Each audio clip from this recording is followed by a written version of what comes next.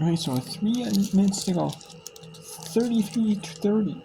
UTSA with the lead here. Let's take a look at the scores quick. Utah 74-57 over Sam Houston. 51-33 Florida Gulf Coast. I mean, I think S&P took, I believe it's an S&P time. There's already a media. 33-30 UTSA over East Carolina. And Central Arkansas up 8-2 Central Arkansas. And 8-2 number 2 in UNLV over Colorado State. UNLV wants to prove why they deserve a top, one of the best seed they can get. Can they do it? Let's see here. Let's go to number 9 East Carolina, number 4 UTSA. Winner takes on the winner of Rice, 10 seed, or Temple, the 3. Of 11 from the 4. This is her first free throw. Tongue twister there. I don't know why. First free throw. There we go. Yeah. I mean, trying to say it 3 times fast. I guess it is pretty tough. And coming up empty there. Still a 3-point ball game in favor of UTSA.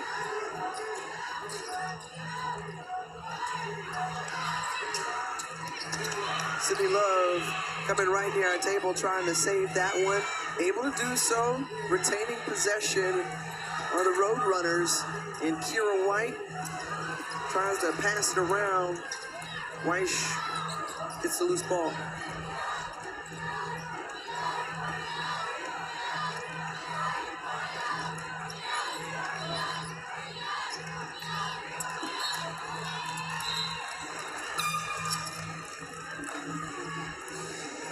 UTSA, the 4 seed. They made it to the conference semifinals in their previous conference tournament, and so now they find themselves here again, now in the expanded American. 14 basketball teams competing. The and 1 for Jordan Jenkins, who takes the hard fall after the make.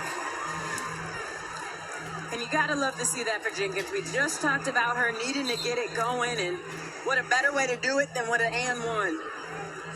Kira White, she's been making passes to her teammates all day. Jenkins slips out of it. Chance to get 3 with a free throw at the line. Jordan Jenkins, who upon her return has been masterful. She says, look, I came back on February 11th, but it felt so much longer, 21 games. She says, I didn't even quite realize it. But she got back into mid-season form once she touched the floor again.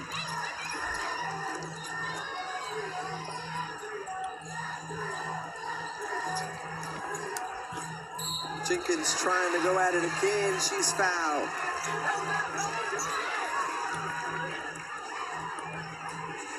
A lot of contact underneath the basket, handled by Jenkins as she's got more on Jordan. Well, Tiffany, you were just talking about how much longer it felt for Jenkins, probably because every single game she would travel with the team all season, and she would go out with one of their assistants and would just work out 2 to 3 hours shooting in the gym, putting up thousands and thousands of shots. And really where she's grown most confident in her game now is from beyond the arc with all of those reps she's gotten in. But she did tell us mentally it was a challenge coming back from that injury, but has had a really good tournament here. So let's go back to Sam Houston. Down 12 Utah. It's Texas El Paso. Is not in the clear yet.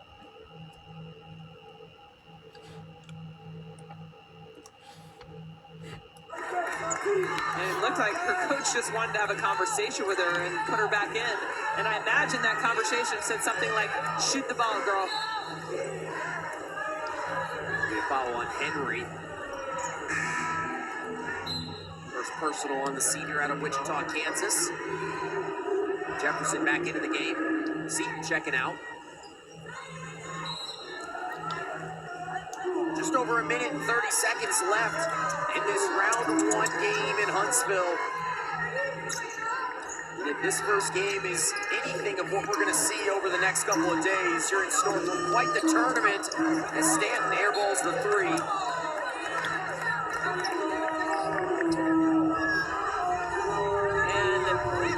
just exactly what Coach Justice has told us, that her team did not quit, and they haven't quit in this game. They have continued to fight. They've actually outscored UTEP in this quarter 17-14 right now. They have not quit. The UTEP team has struggled mightily on the road this year. They came into this game just 1-11 in the Central and Eastern time zone. They're set to pick up a win as we see a Sydney roll up to 18 on the game. It's a slow start for her, but she got going in the second half. Dixon steps in for 2. She's got it. 11 today for Cassidy Dixon. And still picking up in full court. They're not trying to foul, but look, they get a steal, potentially a bucket. She walked. Turnovers have hurt Sam Houston all day long. They've got 17 in this game. Smith, it's been a frustrating night here tonight. Oh, foul on Kemp. And that's actually not what Coach Justice wanted. She said, we're not going to foul him. Not enough time on the clock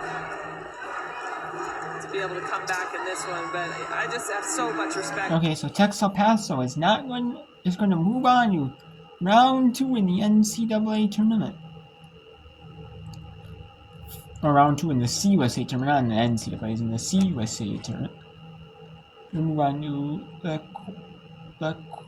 quarterfinal round to take on Middle Tennessee. And we have the semis.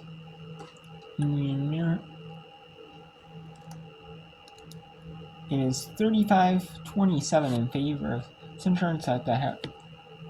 We have 41-32 UTSA up on East Carolina at the third quarter break. We got 16-7 number 2 UNLV up on Colorado State. And we have 53-39 Florida Gulf Coast up on Austin Peay. So we got 3 of them here in the media timeout, the third quarter media timeout. The 1 and third quarter media timeout, 1.5 time break. Not the first quarter meet, between the first and second quarter media timeout. So we'll finish this one out, the last 55 seconds at FGC University. And that was Abby Cater with a deflection running the floor. They missed her though when she was open for a breakaway. So it'll be a baseline inbound for Austin Peay.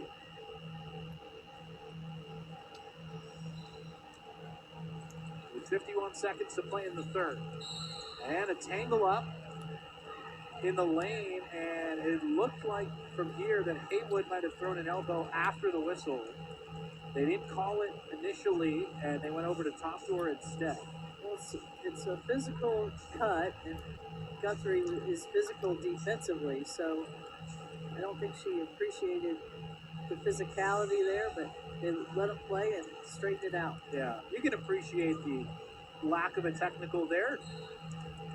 The elbow definitely raised, but they were just kind of tangled up. We'll stay with Austin Peay. Guthrie does a great job of fronting Hale on that switch on the out of bounds to throw the ball out of bounds. Hale catches, turns on Adams, and missed the bag. And again, it's the presence of some other pressure that made her miss that. And a foul on the perimeter. Oh, Guthrie, who's been the victim of a bunch of foul calls tonight, finally draws one and is happy about that. Well, did a great job of just holding her screen, and Haywood just did not move around it. Pushed through it to try to get the flare screen. And that's what we talked about, that FGCU has had to find different ways to get some threes. Obviously trying to get Cairns off a little flare screen. There's a little game within the game going on right now between Guthrie and Haywood. You know, it's just two intense competitors, and that's what I like about it. Guthrie splits the pair. Governor's clear. Down by 15. They have a 7-second differential between the shot and game clock. They won't be rushing here as the clock ticks down.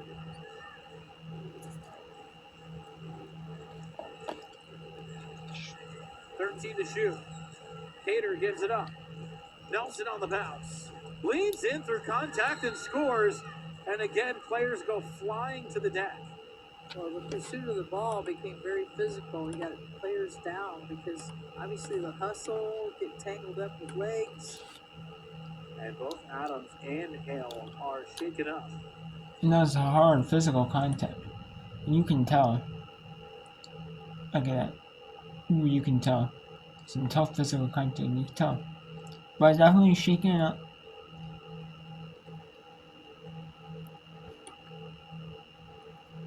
So will they sort that contact out?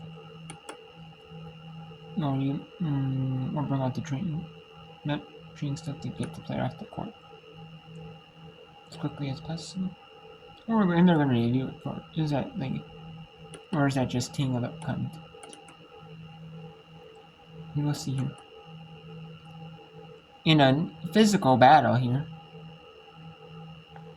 In Texas.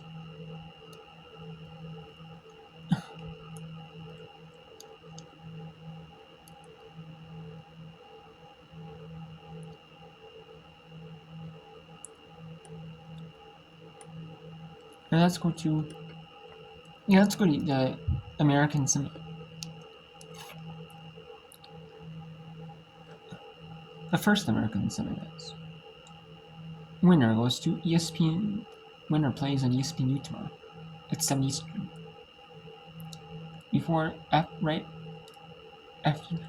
the men's first round. Tatiana Weish. Weish, who had a monster game a couple of games ago here, having a tough night. Yeah, the spacing, she does. It's a great charge drawn by Jenkins, but the spacing there between Joyner and Weiss just wasn't great. Jenkins faked, took it all the way.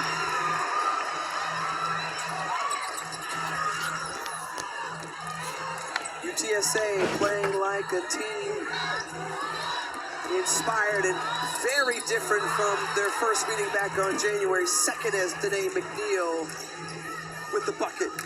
And it's important to note that Danae McNeil just got to the rim. She has taken that mid-range shot, which it's there. It's going to continue to be there. She hasn't been hitting it. There's no reason to not let her get that. But where she can really create some damage is if she gets to the rim, puts some pressure on those bigs, gets them in some foul situations, and gets some easy points from the line. She averages 3 steals a game. She only had 1 so far.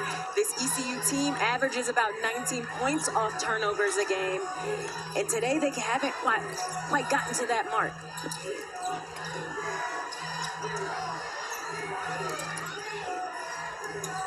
Coleman, elbow jumper, yes. And it's great offense by UTSA. It's simple, it's fundamental, it's penetrate, draw to, pass, ball fake. You know, it's very, very good offensive execution. Pass too strong from Mosley. They turn it over. 14 turnovers now. That was an area of concern for both coaches. Again, you go back to just the second game in conference play when they met. It was 26 turnovers for East Carolina, 29 for UTSA. Clean things up here thus far, but valuing each possession and the basketball ever so important as Proctor.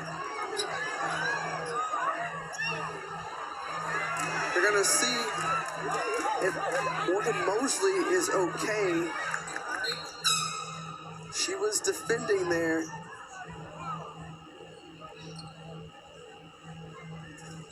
And Mosley visibly in pain right now as the trainers are checking on her. The call on the floor was an offensive foul by Proctor. And it was Mosley who sacrificed her body in the process to take that there.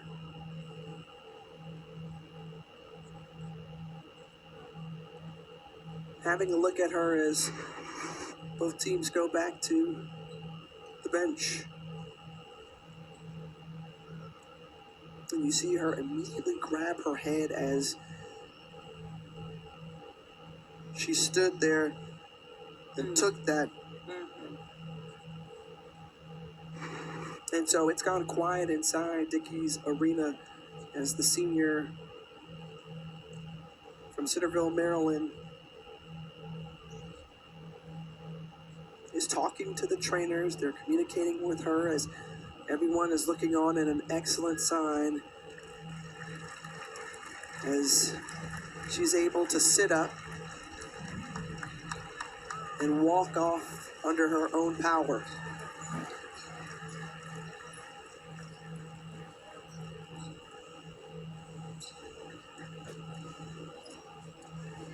Mosley was a part of that championship team last year. And we have a little bit of a break here. Let's take a look at the scores from the others. For Gulf Coast, for 55-43 over Austin. It's 35-27 Central and Eastern Kentucky half. And we have 19-13. UNLV trying to avoid upset. UNLV will make it to the NCAAs with a win or with a loss. But however, UNLV wants to be a 5 seed. Can they get the 5? If other teams fall? Maybe if they dominate, or if they, if they dominate in the quarterfinal, can they dominate in this semifinal? And then on the national TV, times 7, CBS percent, can they win? Prove why they deserve to, be a number 5. See, maybe they can be a 4. I don't know if they're, maybe with Gonzaga slipping. I don't know if they'll be a 4, but maybe they'll be like a 5. I could see them being a 5 also. If they win this thing, which going up 1 point, it should not be hard, Up 1. If they win it all. Right, and we have Iowa State, Texas at 9 Eastern. On ESPN 2 and ESPN Plus. And at 9 Eastern. Or 30 minutes after the conclusion. Right? Or after 30 minutes after the conclusion of each screen to see whichever's farther. Whichever's later is going to be the game between when Rice and Temple is going to happen. But it's probably about 8:15, 8:30 local time, 9:15 in 3 Eastern. We have San Diego State Boise State on the Mountain West Network for the second Mountain West semi. So let's go to the American Championship. We'll show you here the 2 ASUN semis, and then the first American Athletic Conference semi. And then when the second ASUN semi is on, it'll be the second ASUN semi. Will probably be the only game on. And then, because the Mountain West Championship will be in halftime, then we'll just end with one for a bit. Because then the whip round really dies on it's just the Mountain West semi. The Big 12 final. Then we got the American Athletic semi. And then, so then we got 3 games. It really dies down. And again, to tomorrow. I'm going to talk about tomorrow's quick here. We have the mat quarter. We have the mat quarters, the 4 women's mat quarters, 2 SWAT quarters, 2 SWAT women's quarters, the 2 Southland semis, 2 SWAT quarters. We have both Southland sides, 2 mat quarters, 2 CSA quarters, 2 MAAC quarters, Metro Athletic Conference quarters. We have the 2 CA first round games, 2 WAC first round games, 2 Big West first round games, Big Sky final, in the American Athletic final, and the Northwest. So I'm going to show you, like I said, the first, second, Southland center, some of that. Some of the WAC, if I don't have to call my JOB, that is. WAC first round match. Both of them. with the second CSA quarter of both Big West first round games, second MAAC quarter, the third and fourth MAC quarters, the Big Sky Championship, both by first round, both Big West first round games, the second SWAC quarter, and we know that's that final. So it's 1, 2, 3, 4, 5, 6, 7, 8, 9, 10, 11, 12. So for a little bit of stretch, we'll have a good little bit of memes, but then we'll have a little bit of a lull though. Here, for a little bit, and then we'll pick up a little bit here. But Monday or Thursday night when games heat up, as we have the two more sweat. I'm gonna show you this fourth sweat quarter. Fourth CSA quarter. I'm gonna show you the a little bit of the fourth MEAC quarter in the second MEAC quarter tomorrow. So I'm gonna show you the two MAC quarters, and then I'm gonna show you two Big West quarters, and then I'm gonna show you games 2 and 3 of the MBC first round, fourth MAAC quarter, Southland final, two MAC quarters, like I said, two Big West quarters, two Peach League semis, sports sweat quarter, and two Northeast semis.